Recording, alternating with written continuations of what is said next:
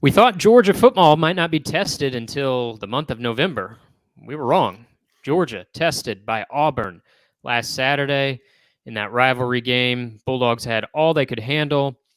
Carson Beck and Brock Bowers stepped up in the fourth quarter to deliver a victory, but interesting game coming this weekend against Kentucky. And Georgia, despite its struggles, retains the number one ranking in the nation. We will discuss that and also Alabama, Texas A&M in a huge game in the SEC West. Welcome into SEC Football Unfiltered, our podcast from the USA Today Network.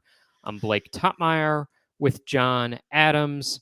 John, so much to get to, and of course we want to touch on LSU as well.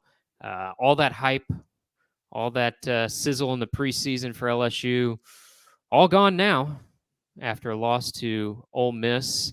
But I'm going to save that one. I want to start with Georgia, Kentucky, because we've seen this before, where Kentucky has, rumbled through a mostly easy schedule in September, and then it goes up in smoke against Georgia. And yet Kentucky played so well against Florida on Saturday in this battle of undefeateds now against Georgia. It has my attention. Like I was coming into the season talking about how Georgia may not face a real game until November. I don't know. I'm not overlooking this one anymore, not based off what I saw from Kentucky against the Gators, but also what I saw from Georgia. It's just a one-score win over an Auburn team that can't pass the ball, a one-dimensional Auburn team. We played like our panic meter for Georgia a few weeks ago, and both of us were kind of in the middle. Is that changing for you at all? You starting to feel more concerned about Georgia, even in victory? Well, I was until the fourth quarter Saturday, and Georgia did two things that impressed me. It got the ball to Brock Bowers, probably the best football player in the country, and that's sometimes hard to do since he's a focal point of every defense. The other thing that impressed me, I just didn't know about Carson Beck, quarterback. First year as a starter, he throws a really nice catchable ball. He's accurate, but how would he perform in a hostile venue? Under the duress of trying to win 3 consecutive national championships, is Georgia's attempting to do. And he responded very favorably. Passed for 313 yards, I think, 23 of 33. But more importantly, he was clutch in the fourth quarter. He delivered the ball often to Bowers. So that makes me feel better about Georgia going forward. However, Georgia can't run the ball like we expect Georgia to be able to run the ball. It's not playing as well as I thought it would in either line, offense or defense. And so that raises concerns. Going into the Kentucky game, I didn't imagine this being much of a test at all. But watching Auburn move the ball, admittedly with a zone read offense, which maybe Georgia hadn't seen before this year. I mean, before these last few games, Auburn does have good runners, but it was more the line play that would concern me. That's where we're accustomed to Georgia really controlling a football game, offensive, defensive line. And it didn't do that, and it didn't even do it that well against South Carolina, which has a really weak offensive line. So, it makes me think this game could be a lot closer than I ever imagined. Great points about the line of scrimmage play from Georgia, John, because so much of the attention, from the armchair quarterbacking. Well, if you're an armchair quarterback, who are you going to be focused on? I guess the quarterback, right? That's what we spend a lot of time on this podcast. That's what everybody spends a lot of time on, and deservedly so. It's the most important position in the sport. However, as good as Stetson Bennett was throughout last season, Georgia's 2 national championships started with their line of scrimmage play. I won't say it ended there because they had a lot of other things factor in, but it started with their line of scrimmage play. And you've talked about Georgia's pedestrian run game and an inferior run game than what we saw from Auburn on Saturday. But then I look at the defensive side of the ball, and this is part of the conversation that I do not think is getting enough attention. With all the focus on Georgia's lack of explosiveness on offense and all the talk about quarterback, you look at a couple of important stats on defense where it's just appalling to see Georgia ranked where they are. Tackles for loss. Georgia, through 5 games, ranked 11th in the SEC right now in tackles for loss. Imagine its national championship teams being down at that point. Wasn't happening. It's national championship teams, in a 2-year span, put up almost 200 tackles for loss. Right now, Georgia will be fortunate to get to about 70 tackles for loss in this season. And sacks, Georgia's not getting to the quarterback. I know Auburn wasn't throwing it a ton, but throughout the season, Georgia's not getting to the quarterback. They rank 13th in the SEC for sacks. And these are rankings that we're not accustomed to in the Kirby Smart tenure. We are accustomed to dominant defensive lines from Georgia, the type of defensive lines we used to see at the beginning of the Nick Saban dynasty when Kirby Smart was Saban's defensive coordinator. He brought that to Athens, and it was a pillar even in his non-championship years. Even when Georgia was just winning, I say 10 games, it was good at the line of scrimmage, and they're not getting that out of this team, and it's particularly glaring to me on defense, John. And we saw that on Saturday. You mentioned zone read, but zone read's been around for a while, and Georgia, they just didn't have any disruptors against an Auburn offensive line that I don't think we had on the front of the ballots for any awards coming into that game. No, I'm sure Georgia laments the loss of Bear Alexander, who transferred to Southern Cal after last season. He was a backup for Georgia last year. He's been a huge force in USC's defense, and Georgia could certainly use somebody like that. We just don't have the guy. You don't have a Jalen Carter or a Jordan Davis up front who can control 2 blockers. Nas Stackhouse just doesn't seem to do that. So, yeah, that's a really that has to be a really big concern for Georgia, because those defensive fronts have been so strong, and Georgia's also had outstanding linebackers. And the defensive front, if it's protected those linebackers from getting tangled up with blockers. It's allowed them to roam free, make plays, and all of that working together, coupled with a really good secondary. That's why Georgia's had an elite defense the last few years. So, yeah, it's going to be a really interesting game, and I think we'll know early on how the game might go. If the play in the line will be what to watch, really, because who controls the line of scrimmage early, I think will let us know how the game will play out. And yet, despite some of these issues we've raised with Georgia, these potential concerns, we know how top 25 polls work. It's very difficult to be knocked off the top perch unless you lose. And that's, I think, especially true when you're the 2-time defending national champion. And so you look at the coaches poll, and Georgia's running away with the top spot. They're getting almost all the first place votes in the coaches poll. And even in the AP poll, some of the first place votes are shifting in other directions, but still, Georgia has the lion's share of the first place votes. They have more first place votes than all the other teams combined, and they're comfortably in the number 1 poll position. Now, you and I have voted in the AP poll in years past, John. Neither one of us have a ballot this year. I'm sure that's top of mind for the Associated Press, and they'll probably be rectifying that slight next season. But in the interim here, we can be pretend AP voters. Like I said, we've had experience with this in the past. Everybody approaches their ballot a little bit differently, and I understand there's probably some people who say, well, until Georgia loses, I'm not changing them off the number 1 line. They're 2-time champion. They came into the season number 1. They got to lose to fall off that spot. You and I know we didn't approach our ballots that way. We could shuffle things around even if a team didn't lose. So I'm wondering, have you seen enough from another team out there, or maybe multiple other teams, that if you had an AP ballot this year going into this game against Kentucky, would you have someone other than Georgia ranked number 1? And if so, who would it be? Yeah, the way I look at it, last season or the season before that, no matter how well you did, has nothing to do with this season. I always base my vote on which teams have accomplished the most. Clearly, Georgia hasn't done that. Ohio State has a great win over Notre Dame in South Bend. definitely belongs above Georgia. Georgia has no win anywhere nearly comparable to that.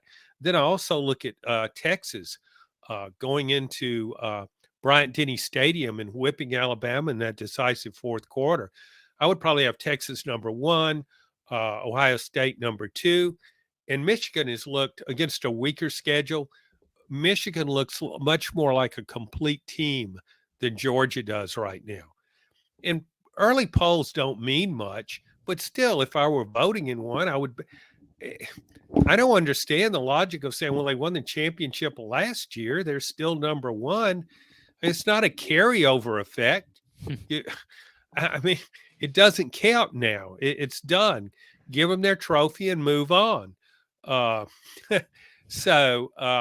yeah, and Georgia may well prove to be the best team in the country at season's end, but right now it doesn't deserve a number one ranking. I don't see how anybody can justify it other than just saying, well, they've been number one, so they should stay number one till they lose. That's really silly. So if I'm following the thread here, John, you'd have Texas 1, you'd have Ohio State 2, you'd have Michigan 3, and then would you go Georgia or Florida State or Penn State or Washington or someone else I'm forgetting? Who would be your number 4 after I those would three? Is it actually, Georgia at number 4? I didn't, I actually would probably have Florida State number 4 Wow. So, because of that dominant win over LSU doesn't look as good as after what Ole Miss did last week. mhm. But it's still a better win than anything Georgia has. It was on a neutral field, albeit Orlando, not that far from Tallahassee. But yeah, I just thought it looks like a more complete team right now. I also consider the eye test. Georgia just doesn't look like a national championship team right now. Again, it could become that, but it doesn't look like that. It doesn't have the running backs it normally has, especially the depth. It's shifted a wide receiver into running back just to make up for that shortcoming. Its offensive line, neither offensive nor defensive lines look as good. Uh, it's got Brock Bowers, though. And although he's a tight end, he reminds me a little bit when Southern Cal was trying to win 3 consecutive national titles. And anytime Southern Cal was in trouble, when it was having an off day, it got the ball to Reggie Bush, and he won the game. I thought one of the greatest college players of all time. And I look at Brock Bowers the same way. Find a way to get him the ball. Look, if I got inside the 10-yard line, I'm probably putting Brock Bowers at running back if I'm Georgia. Reggie Bush, a good comparison. Somebody that's come to mind for me, John, just because of the way they used him, get the ball to him in whatever way possible, was the most exciting guy on the field usually. Percy Harvin at Florida. I think different type of player, but much like Bowers, you just find different ways to get him the ball because he's a special athlete. Use him however you can. So yeah, Reggie Bush is one, and I think of Percy Harvin as another of guys that come to mind. It's weird to compare a tight end in that way, but tight end is such a reductive term to what Brock Bowers actually is to that offense. Well, no, Percy Harvin's another great example. These are guys that you could play anywhere.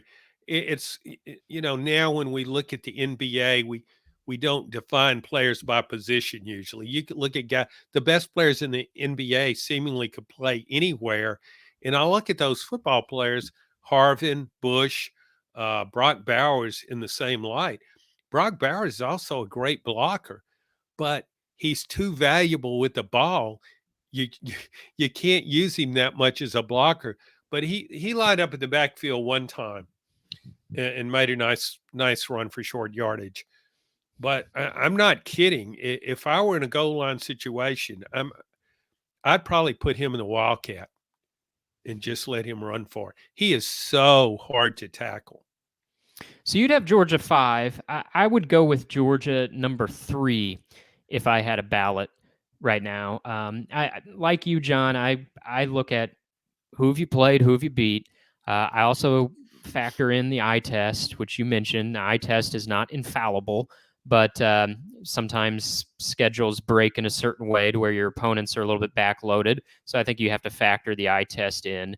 And so with those two things in mind, I, like you, would have Texas number 1. I think Texas has looked like a pretty complete team this year. It's got weapons at wide receiver.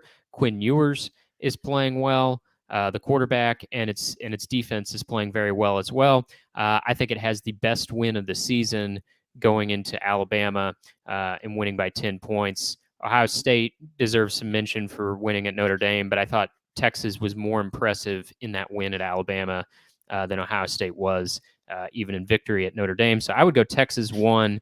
I would go Michigan 2 based on, Michigan hasn't played anybody yet, but they've been phenomenal on the eye test. We'll learn more about them, but not really till November when they go in a 3-week stretch of facing three of the best teams in the Big Ten. Certainly Penn State and Ohio State in that stretch, but Maryland's pretty good too. And Michigan gets them all in a row at the end of the season. So I'd go Texas 1, Michigan 2, Georgia 3, and then some version of Ohio State and Florida State next. Pac-12, I think, has a bunch of good teams. I don't know that I'm ready to go with any of them in the top 5 at this moment, but that could change in a couple weeks. Yeah, I like the Pac-12. I think what's going to happen in the Pac-12, though, Oregon might actually be the best team. But I think there's so many good teams in the Pac-12. It's the most balanced conference right now at the top end. Has really good quarterback play. I think you'll see teams knocking each other off. So I don't see anybody going through that league unbeaten. I think a one-loss Pac-12 team with strength of schedule, though, would make the playoff. As good as USC looks at times, it has those puzzling lapses in games as it did against Colorado, and it collapsed against the wrong team and end up losing. I want to touch on Kentucky before we move on to the clash in the SEC West between Alabama and Texas A&M, John, because Kentucky, I thought a huge result for them in not just beating Florida, but dismantling Florida on Saturday. It was interesting. After the game, a player from Kentucky, Deion Walker, he's a defensive lineman. Deion Walker said that result proved that Kentucky can play against the best. Well, Florida don't rank them among the best this year, and in fact, Kentucky has quietly, or maybe not so quietly, after Saturday, passed Florida right on by. They've won 4 out of the last 6 against the Gators, and although you and I will throw some elbows at Kentucky's schedule from time to time, I think deservedly so. Their program has reached the point to which I think it can inspire to play a little bit of a tougher non-conference schedule. But that aside, Mark Stoops has done a nice job with that program, taking it to places it doesn't normally reside or hadn't before he got there. Every time a brand name job comes open, John, we always see Mark Stoops' name on hot boards. And first it was Florida State, then LSU, then Nebraska. And yet I wrote this recently, he may have the cushiest job in college football because he's got an SEC job. He's under contract through 2030, making $9 million a year. Heck, he gets a $100,000 bonus if he goes 6-6 and makes a bowl game. How about that? A lot of SEC schools, you're getting fired, you go 6-6. Stoops is getting a $100,000 check. And I mean, why would he ever leave, right? And so I had to laugh recently. Michigan State's just in this most bizarre situation that would take a whole podcast to unpack after firing Mel Tucker. And I had to laugh because I saw Mark Stoops' name listed on 2 hot boards put out by, mainstream media publications. And I'm not mocking the hot board so much because we know how these things are. Coach gets fired, you throw a bunch of names out there and see what sticks. That's kind of the way hot boards work. But still, I just had to shake my head and think, Mark Stoops leave $9 million at Kentucky where he's got it made in the shade for that sticky situation at Michigan State? I don't think so. I mean, Mark Stoops has made Kentucky look like a mecca, and it's a great situation on both parties, right? It's great for Mark Stoops. It's great for Kentucky. He's a caliber of coach they haven't seen come through there often or recently, and it's worked for a long time. He's the second longest tenured coach in the SEC behind Nick Saban, and I think he's got maybe one of his best teams he's had on his hands. Doesn't mean they're going to beat Georgia. I think they come back to reality a little bit this week. They could win 9-10 games. Yeah, I think Kentucky's biggest problem, as it often has been, is not having enough quality depth. If it loses a key player, it's going to have a hard time replacing it. You could say everybody does in the NIL era and transfer era, but I think Kentucky does more so. So that would be a concern for me with Kentucky. However, one thing with Kentucky under Mark Stoops, you kind of know what Kentucky's going to be like in a way. I mean, it's you expect it to be pretty tough. You expect it to play decent defense. It doesn't always, but there's just kind of a solid foundation there. I think the ceiling may not be that much higher than what it is right now. I mean, to me, Kentucky, if it finishes in the top 25, that'd be a really good year, any year. And Mark Stoops can make more than $9 million. He may get another raise if Kentucky is a top 25 regular. So no, if he left Kentucky for Michigan State, I mean, you really would almost have to give him a test for his cognitive powers and wonder if he'd fallen and hit his head somewhere. I mean, that would be a just brain dead move. Yeah, he's not going to do it. I mean, he's stayed this long. He's got that great contract. Heck, Rich Brooks, the former Kentucky coach, was talking in the summer about how Kentucky needs to get to work on the statue for Mark Stoops. When they're talking about building you a statue, when you're averaging about 7 wins a season, now it's been better than that recently. Some of that is hamstrung by the early parts of his tenure. Nonetheless, though, yeah, the idea of him going to Michigan State to me seems preposterous and illegitimate. As I look at this Kentucky schedule, might have been a bit lofty when I said 9-10 wins. They got Alabama this season on the schedule. They still, of course, got Georgia this weekend. Missouri's 5-0. Tennessee, they may not get to 10, but I think this is still, regardless what the record says, still might be one of Mark Stoops' best teams, and he's won 10 games twice there. John, I want to get over to the SEC West because just 1 week ago on the pod, we were saying our pecking order to win the West was LSU, Texas A&M, and Alabama. Thanks for playing LSU. I've seen store mannequins provide better defense than what LSU brought on Saturday, and they squandered a 2-score lead. Jaden Daniels was fabulous. Their wide receivers were fabulous. Couldn't cover up for just an embarrassing display of defense in Oxford. Ole Miss wins. LSU's got 2 losses. See you later.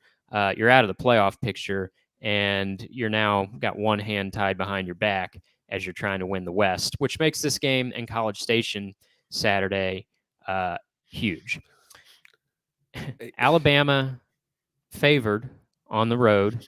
That script day's got a lot of power over those sports books. And I was thinking about Jimbo Fisher's tenure, John. He's had a big moment against Saban after talking tough before the 2021 season, comes out and beats Saban. Last year, nearly does it again after their offseason feud. But those were sort of kind of sideshows among, also ran or even bad in the case of last year seasons for Texas A&M. They were big moments in forgettable seasons. I look at this game, though, as being more than just the Jimbo versus Nick conversation. Like, this to me is Jimbo's biggest game in his tenure because it actually means something. Texas A&M wins on Saturday. They're in the driver's seat in the West. It's still early, but you got to win over Alabama on your resume at this point in the schedule, and you don't have a conference loss. They lost to Miami on the road non-conference. You beat Alabama, A&M's in the driver's seat in the West. I think it's the biggest game in Jimbo's tenure. Yeah, before last weekend, I still thought LSU was the best team. It's so talented. Just disappearance of defense against Ole Miss is mystifying, and I wonder. It was almost as though it played the entire game with that 10-man defense Notre Dame came out in against Ohio State when the game was on the on the line, and Ohio State was on its goal line. Um, I look at now. I look at A&M. Uh, I think A&M's the best team in the division, but two things against it. One, it's history. When A&M gets in this kind of position, when does A&M win this kind of game? Uh, it's just it has a history of not living up to expectations, and when things are looking really good, they often go south. So, but when I look at the game and I think about how loud it will be in College Station, how they will pack 110,000 people in there, I really like the Aggies. Also, even though they have a backup at playing quarterback, I think Max Johnson. I don't think there's a huge difference between Connor Wegman and Max Johnson at quarterback. Wegman played well against Auburn. He played well against Arkansas. And another key thing that we've talked about, the line, offensive and defensive line, particularly a defensive line. I think A&M's defensive line is maybe just as good as Alabama's. It's deep in the defensive line. So, yeah, I think right now, if I set history aside and forget Alabama's historic championship pass and Texas A&M's myriad of failures in this kind of situation, I just think A&M's a better team. And part of the reason I say it's the biggest moment in Jimbo's tenure, John, is because the year they nearly made the college football playoff in terms of rankings and record, that was 2020. They went 9-1 that year.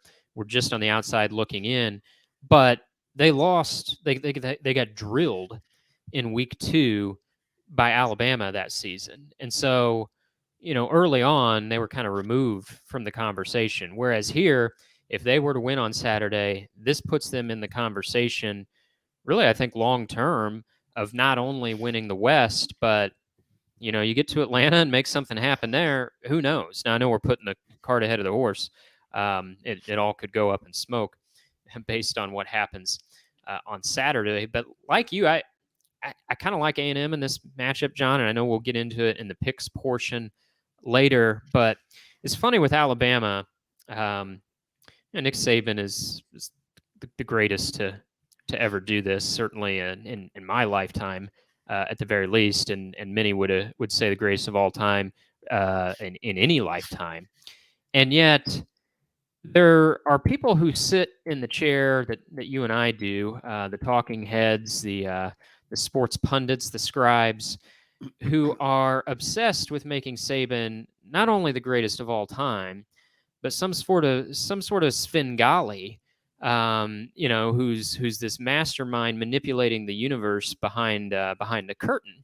And so after Alabama beats Mississippi State handily on Saturday, you start seeing some chirps from our version of the peanut gallery about how we'd written Saban off after that loss to Texas, and the mediocre, well, not even mediocre, the bad display at South Florida. But look at what he's done now.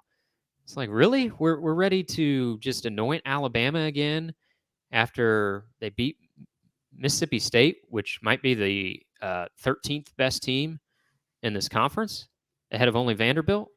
Like, I'm sorry, I'm not ready to re-anoint Alabama, to hand them the prize because they beat Mississippi State by 23 points, and that was a far from perfect effort on Saturday in Starkville. Didn't need a perfect effort to beat Mississippi State. But where do you stand on Alabama? To what degree has your confidence been restored? I know you're not in Saban Svengali mode, but where do you rank on your confidence in Alabama?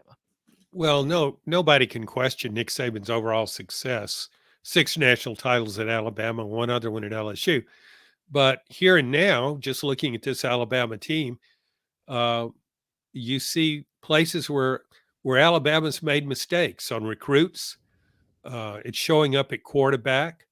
Uh, it doesn't have the normal level of running backs it's accustomed to having. It can't hand the ball to a Derrick Henry or Mark Ingram or Najee Harris.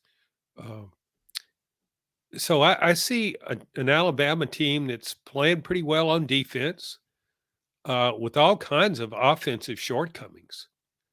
Um, and to me, the biggest difference in this game is playmakers. A&M has them. And I don't think Alabama does. If you look at those receivers, Anaya Smith and Evan Stewart, Alabama of Texas A&M. If Max Johnson, the quarterback, gets them the ball, they can make explosive plays. Who's going to do that for Alabama? There's one guy, Jalen Milroe, the quarterback. That's what Alabama's running game has become, because the other guys are pretty pedestrian, I think, at least by Alabama standards. So I see you put a spy in A&M has veteran linebackers. You put a spy on Jalen Milroe, and you take the chances against your secondary, against their wide receivers. So yeah, Saban can do some things and affect a game, but he can't revamp his roster before the game. And another factor that I can't emphasize enough in this game, the difference in being at home and on the road in the SEC is magnified this season. And we know how loud it can be at Kyle Field. And I think that could cause problems for Alabama's offense, its play call, and its quarterback. You're right about that. It's a big game for Jim. It's one of the biggest games for Jimbo Fisher, and it's one of A&M's biggest games. Yeah. Yeah, it's so true because, again, that 2020 season, which was the best year of Jimbo's tenure, well, it was hamstrung by that week 2 blowout at the hands of Alabama, which sort of was an anchor on whatever came after that. Aside from Saban, John, he's no small X factor, that much can be acknowledged, but maybe that can be neutralized a little bit by the fact that this is a road game in front of what'll be, like you said, 110,000 fans. But aside from Saban, do you see Alabama having an advantage in any area in this matchup? I mean, statistically, the numbers would say Alabama's a little bit better on defense, and A&M's defense certainly got picked apart by Miami. Now has looked good at other portions of the schedule against inferior opponents. But when you look at things, you mentioned the playmakers A&M has. Do you see, as far as roster to roster, advantages for Alabama? Not obvious ones.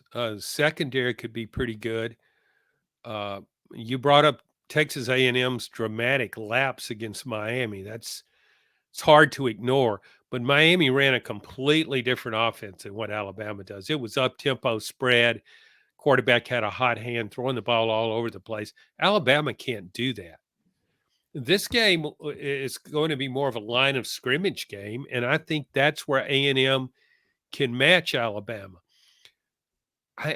I guess the question I would have is, I'm sold on Texas A&M's defensive line. What about its offensive line? In preseason, all the preseason hype with Alabama, a lot of it was about its offensive line. It hasn't been that good, but it may be getting better. And I don't know how good. I don't know if A&M's offensive line can match Alabama's defensive front. I'm not sure on that. But overall, when I look again, I get back when I look at SEC games, closely contested SEC games, big games. I look for playmakers, and Anaya Smith is one. Took a punt back 82 yards for a touchdown last week. Evan Stewart makes circus catches. He can be completely covered. And Max Johnson, albeit a backup quarterback, is really good at giving his receivers a chance to make a play. He's not afraid to throw the ball into a crowd, believing that his guy can beat the other guy. And that could be a real interesting matchup in how this game plays out. If Alabama's defense can win those one-on-one battles against Texas A&M's wide receivers. I'm not sure Alabama can win those matchups. Yeah, and if Alabama fans think they can't be beat by a backup quarterback, we'll just mention the name Zach Calzada, right? Because he did it 2 years ago He sure did. for Texas A&M. Jalen Milroe, it's worth noting, as a backup quarterback, beat Texas A&M last year. Had his problems with turnovers in that game. Came down to the wire. Alabama or Texas A&M rather had a shot to win it in Bryant-Denny, right near the goal line. Couldn't get it done. Alabama prevailed behind Jalen Milroe in a game. Bryce Young was on the shelf, and they'll need, I think, some of the best stuff Jalen Milroe has if they're going to win on the road Saturday. John, before we get into the picks, I want to revisit LSU because Brian Kelly, obviously, about as high profile of a hire as you could make. It's rare. Lincoln Riley would come to mind, but it's rare to see a coach leave a blue blood job like Notre Dame is for another one. And Brian Kelly did it. Was a much discussed hire at the time. And Brian Kelly stared down some of the criticism, some of the blowback for leaving Notre Dame last year, and he exceeded expectations in year one, beat Alabama, won the West. And then this season, everything came crashing down. Defense looked terrible in the second half against Florida State, and even worse in Oxford. And what a shame for LSU's offense, right? Because Jayden Daniels, as I was watching him, I was there on Saturday. As I was watching him keep LSU in that thing and actually give LSU a 2-score lead in the fourth quarter, I thought, here's a guy that might ensure the Pac-12 doesn't claim all the Heisman finalist spots, right? He was playing that well.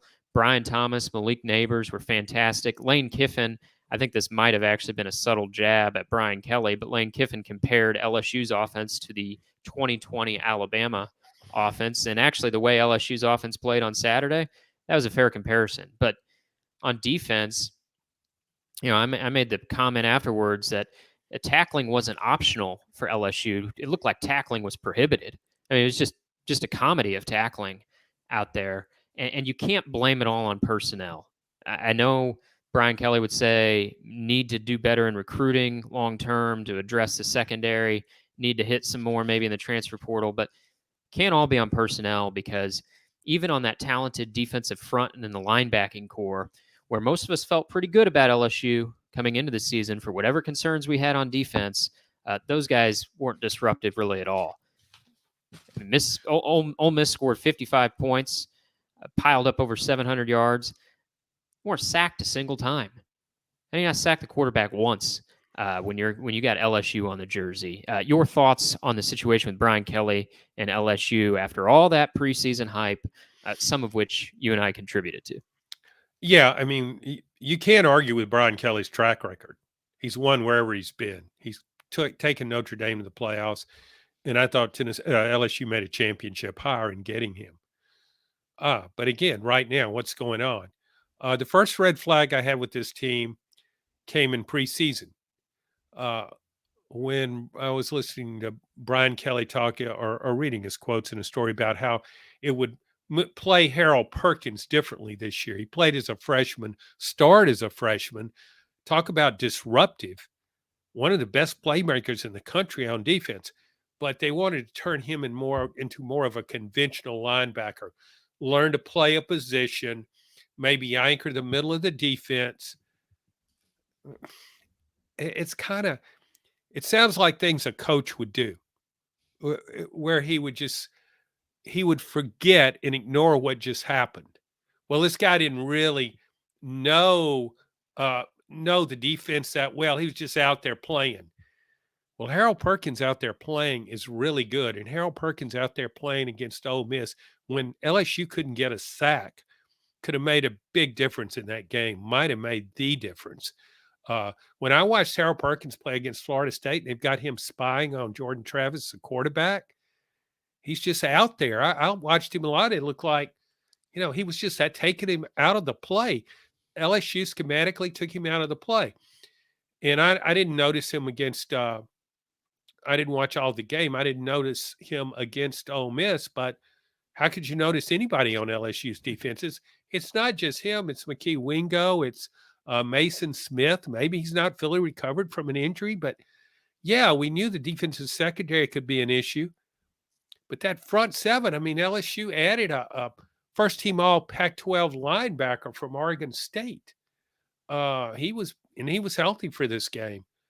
Yeah, I they don't they know. they couldn't get off blocks. When they did get off blocks and were in position to make a tackle, they didn't make the tackle. I mean, it was just like I said, everything that could go wrong about that defense did, and it felt like a repeat of the Florida State game. And frankly, in some ways, felt like a repeat of the Arkansas game because they were a little bit fortunate to get past an average Arkansas team that piled up over 400 yards of offense the week before. So, and now they got Missouri around the corner this weekend in Columbia, which might not have looked like much in July, but looks like a lot now with Missouri sitting there 5-0 and Brady Cook playing like he's one of the best quarterbacks in the conference. So let's go ahead and get into that, John. We'll start off our picks there. You were 3-3 last week. You didn't hit on your lock, but you did pretty well in the SEC games. Your overall record still not good, 9-16-2 for the season. You trail me. I was terrible last week. The only game I hit was my lock. As you predicted, the pride came before the fall, and that is underway in my world. I'm now 14-12, 14-12-1, and the VIG is eating it away at my slim proceeds. So here we go. I mentioned it, LSU, Missouri, kind of overshadowed a little bit by the other two games we talked about, Alabama A&M, Georgia, and Kentucky. LSU, 6.5 favorite at Missouri. I don't, players can find all kinds of things to motivate them, right? I wonder if Missouri will find any motivation in being a 6.5 point road underdog, despite being 5-0 and hosting a two-loss team, and Missouri's got a couple decent wins on its resume to this point too. So, what do you think about this one? LSU, a 6.5 point road favorite. Well, and now that we've pretty much reduced LSU's defense to rubble, I can't ignore that offense, though. For all of LSU's defensive limitations, the offense seems to be getting better. And I think you're going to have to score an awful lot of points to beat LSU uh, because it looked unstoppable against Ole Miss. So I would probably give the points. I mean, I could see LSU winning by 7 points there at Missouri. And as you know, I'm kind of on the Missouri bandwagon right now. And I just don't know if it can keep pace with LSU's offense. I think it'll be a high scoring game. I don't know that Missouri can keep up. I'm not sure if you can retain your conductor's seat on the Missouri bandwagon if you're not even going to take the 6.5 points that's being handed to you at home and Columbia Mo, a place that you're now ranking right up there with the most hostile environments in college football. I know you've really been enthralled by what you've seen Well, from the Faroe Fields atmosphere this year. I mean, when I got used to go to Faroe Field, I kind of thought of it like a trip to a cemetery. I just didn't think of it as, much going on there, just pretty dead. And so I may have overreacted when I heard the crowd against Kansas State. Are you kidding me? Where is this game being played? And yeah, sure enough, it was at Faroe Field. So yeah, maybe I got too carried away. But if it beats LSU, I'll be right there. I mean, I will be leading Missouri's charge down the stretch. Yeah, I mean, I covered a lot of Missouri games at Missouri over the years. Covered that program for a few years as a beat writer. I was not worried about Faroe Field being a cemetery. I was worried about the possibility of food poisoning with the fare they served up in the Those press those box there. Yeah, those those those hamburgers made you kind of antsy. If yeah. you were hungry and you're trying to make a decision, should I risk eating that in the middle of a game, or I'm really hungry? It was challenging. I Looking back, I passed on it. Yeah. I had someone ask me this week if I'm going to Columbia to cover LSU, Missouri.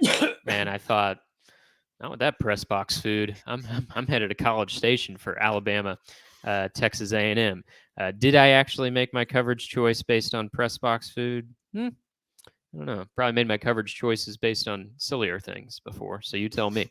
I'm I'm I'm going to take your spot in the conductor's seat, John, Okay. and I will take those 6.5 points. I always like getting the home team and some points.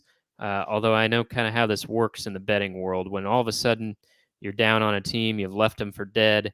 They come back in the next week and steal everybody's money. So I'm worried about this one, but the points for the home team is a siren's call. So I'm going to take the 6.5 points that they're handing me, and I will take Mizzou.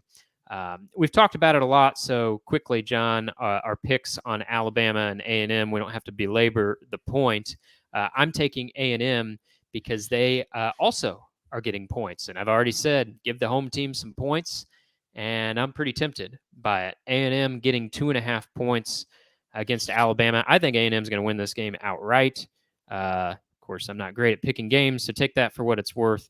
I'll take the Aggies. And you? Yeah, I'm the same. I would pick A&M outright, and you brought it up earlier, so I'll reiterate it. But remember the Zach Calzada game. Uh, I just think A&M, even with the backup quarterback, can beat Alabama in this situation. I don't like to take credit for results on the field, John, because that would make me out to be something of a Svengali, and I don't think I fall into that category. But I think I could take a little bit of credit for LSU's win um, on Saturday because I had a couple pieces last week about, come on, Lane, time to win a big game. You're the $9 million man now. You can't just be all about pithy tweets and troll jobs. And Lane Kiffin, off the ropes, says, "Shut up, Toppmeyer. Pipe down over there." He beats LSU all as well again in his world, and so you know, I'm gonna say you're welcome, Lane. A little extra motivation there. I'll take. How much credit do you think I deserve? About 5%? Is that too much? Probably a little bit. Maybe it motivated Lane more than the team. Maybe it brought out his best play callers. You could. That's very subjective. Give yourself 50% of the credit if you want. 50%. Okay, I'll take it. Uh-huh. Sounds great. Well, all of a sudden, Ole Miss is getting oodles of credit. They are an 11.5 point favorite at home against Arkansas. This is a tricky one for me because Arkansas feels like that team. I think I've mentioned this before. That's going to lurk around in a lot of games, not going to win a lot of games, but they're going to be there within one or two scores. And then you look up at the end of the year, and they're 6-6, and it was a really forgettable season in Fayetteville, and yet they had a bunch of two-score, one-score losses. This feels like the potential for another one. I'm going to take Arkansas in the points here. 11.5 feels like a big spread to me, given the way this series has gone in recent years. I feel like this could be another type of high scoring shootout like we saw last week in Oxford. So I'm inclined to think Mississippi wins, but not by 12 plus points. I'll take the Hogs. I agree with you on that. Two things here. One, Ole Miss. I don't know how well it will handle success. That's a huge win it's coming off of. I wonder about that. Also, I look at Arkansas and I see a team in full desperation mode. It's lost 3 games at home. It's lost 3 consecutive games. One of those at home to BYU. Uh, won't play another home game in Fayetteville until I think the middle of October. Sometimes teams struggling can actually, and under criticism on social media, sometimes teams in that situation actually fare better on the road. They get so maybe I'm trying to talk myself into this, but I do think Arkansas can move the ball. And as well as Ole Miss played offensively, it really didn't slow down LSU. So I'll take the points too and go with Arkansas. Yeah, you mentioned some of that motivation can come from social media. Sam Pittman, he's deleted his social media, so he'll have to find his motivation other places. Maybe I should write a column about Arkansas, John. It worked for Ole Miss. Maybe that's what Sam Pittman needs, a Toppmeyer Yeah, column to light a fire. and boy, how quickly things change in the SEC. Mm-hmm. I mean, Sam Pittman was a beloved just for changing the fortunes at Arkansas. How many? I mean, it had a Vanderbilt-like losing streak in SEC play when he came in there. Really changed the atmosphere, the attitude. Uh, it overachieved at times, but now he's kind of losing that edge. And Arkansas looks like one of those teams that'll play just well enough to lose a close game. Loss to BYU was a hurtful loss for the Yeah, Hogs. it really was. Mm. That one sticks around with you for a while, especially with the middle portion of the schedule. We've already talked about Georgia and Kentucky, John, but we need our picks. Georgia, 14.5 point favorite. They're at home. This is a chance where I think the sports book says everybody's high on Kentucky. Throw your money around on Kentucky, and the sports books get rich when Georgia gets it all right and wins in a blowout. Well, they can get rich off me, I guess, because I will take Kentucky and the 14.5. Don't feel like I'm going to have much breathing room in this one. Feels like it could be about a 28-14 type of game, but that would be just enough for me to come out on the winning side. What do you think? I'm thinking the same thing on this, Blake. I look at Georgia. With Georgia, as the season started and as it goes along, I keep thinking, okay, it's Georgia's coming. As Deion Sanders would say, we're coming. And you're thinking the championship team is coming in a breakthrough game. Georgia's on the brink of that. But then I just keep watching it play, and I don't see that. Injuries are a factor, but we've already talked about it a lot. But I just see too many weaknesses in this team, and I think it's good enough to win. I think it'll win at home. I think it'll make the big plays when needed. And I don't trust, but I don't trust Kentucky in this situation either. But I still, if I'm getting 14.5 points, I guess I'll take my chances on Kentucky. Kentucky's receivers need to catch the ball. They're very fast. They're athletic, but they kept dropping the ball last week. We're going to step outside to give an early welcome to Texas and Oklahoma and pick this game too, John, before we get into our lock of the week. Texas and Oklahoma, this rivalry will become an SEC rivalry next year. Here it is on the calendar this week. You and I would have Texas ranked number 1 in the nation, we say. Do we believe enough in Texas to say they would cover a 6-point spread against the fellow undefeated Sooners? All of a sudden, Brent Venables looks a lot better. You'd put him in your crosshairs earlier, John. You neglected to learn his name at one point. I think you probably know it's Brent, not Brett now. What do you think of Brett Venables? Because I think Texas is going to cover the 6-point spread and reward us, vindicate us for putting them number 1 in our mythical rankings. Well, I like Brent Venables a lot better than I do Brett Venables. He has a great reputation as defensive coordinator, and that was baffling last season how bad the defense was. But it was a transitional year. The defense is much better. Dylan Gabriel is playing great at quarterback, and Jeff Levy's a really good play caller. This is a game. Coaches often say what happened last year doesn't matter. There's no revenge factor. Every week's a new week. We look at what's going on now, all that kind of stuff, and I don't believe it. Particularly in this series that means so much to so many people. Texas, what was the score last year in this game? It was a brutal win for Texas, wasn't it? As I recall. They're not in the SEC yet, John. So You you're don't pay testing away. you're Okay, testing my memory. Texas 49-0. Okay. 49-0. Yeah, there you go. Those kind of games matter in this series, and I think that's why I like Oklahoma with the points. You think they win outright? You think Texas wins close? I kind of think Texas wins close, but you got two quarterbacks playing well. I think I like Dylan Gabriel a little better though. So yeah, I'll definitely take the points. All right, our locks of the week. And as bad as I was last week, I hit my locks. The gambling public probably wants to perk up here because I feel good about this one. Maryland is getting 19 and a half points at Ohio State.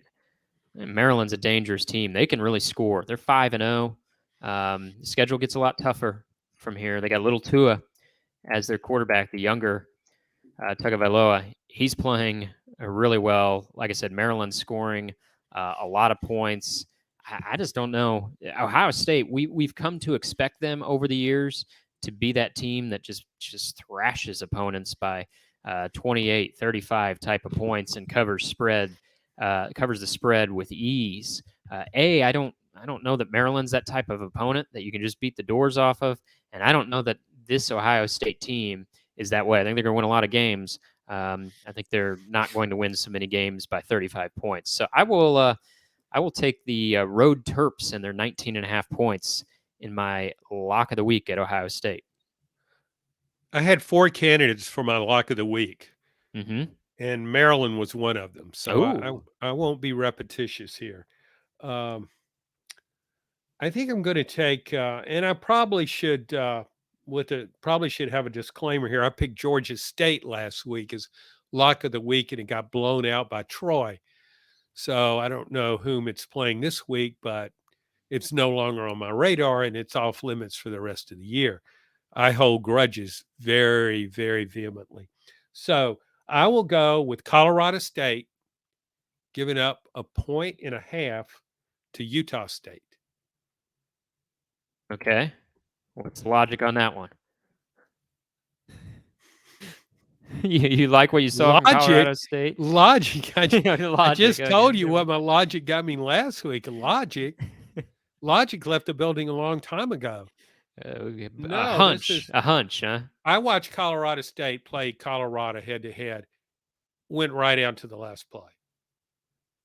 Utah State has had some really bad games. So even though Utah State's playing at home, where's home for Utah State? Do you know? Utah.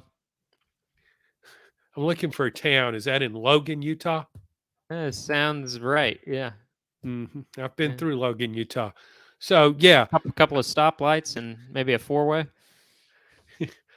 No, it's I bet bigger they got than a couple of great Dollar Generals there. Casey's Pizza. Nah, Casey's more of a Midwestern chain. It's big enough for me to get lost in. I drove. You get lost in your subdivision. I know. I just got lost in my house yesterday. So no, I like Colorado State. I'm a big fan of the state Colorado. I like Utah too, but Colorado gets the edge there. Went out there this summer, spent 2.5 weeks basically in Colorado.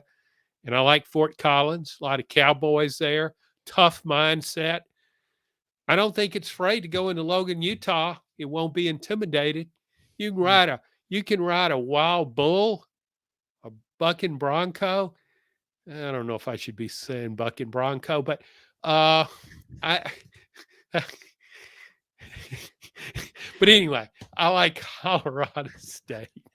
I just like hearing you say Colorado. John, the O kind of gets more. Yeah, it does. Colorado. Well, that's what do the natives say? I think cowboys say Colorado.